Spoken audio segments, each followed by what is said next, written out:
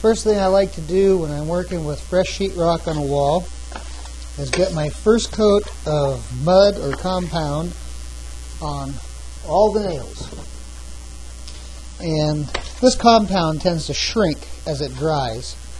So you will be doing multiple coats over these nail holes no matter how thick you put it on. So what I typically do is just run a bead of mud down the line of nails, wipe it off really close to the sheetrock. There's no sense in putting on a whole bunch of extra compound just to have it shrink and crack, and we're going to have to put another coat on anyway.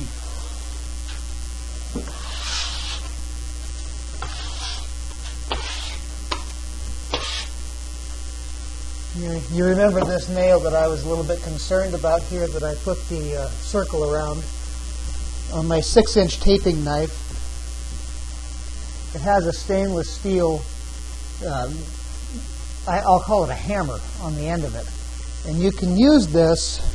It's actually very easy in new construction. We'll try it here in this. No, we won't try it because I can't reach it. Whenever I'm working in a place that's got standard 8-foot ceilings and I'm doing sheetrock mud type work, I keep an empty 5-gallon bucket that I use as a step stool. It's not OSHA approved, but I can easily kick it along the floor and jump up on it wherever I need a little bit of extra height. What I'll do is I'll jump up here, try to jump up here, and I'll use this hammer to set that nail. I gotta be careful. These wires are live. Typical in a contractor's house to have 110 volt wires sticking out of the ceiling that you haven't decided what you're going to do with next.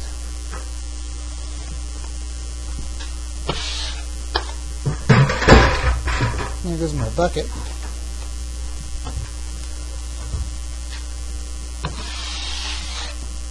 You can tell that we'll never be on the Home Depot network here.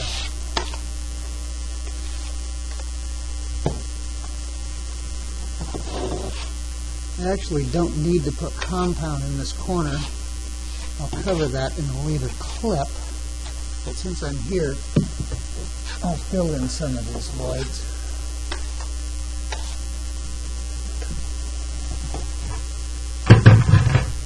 There's obviously nails on this seam, but because it will be getting paper tape, I'm not going to bother putting any compound on those nails now. I'm just simply doing the nails that have been used to secure the sheetrock to the framing.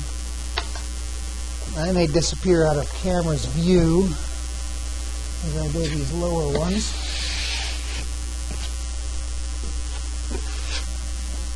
You can either, I typically take my knife sideways and just run a whole bead of compound down the wall and then wipe it off, because it's faster than working on each individual nail or screw hole, such as doing this.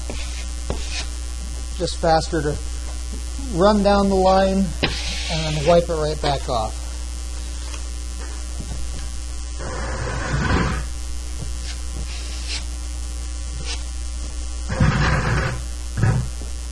Bucket sound is probably drive you all nuts.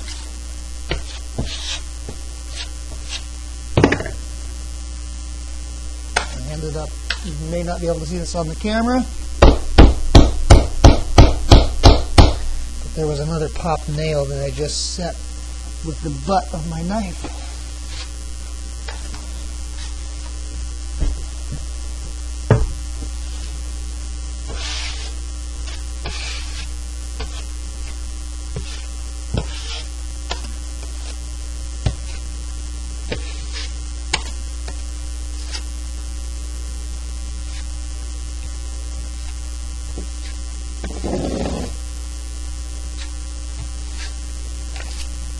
And that's it.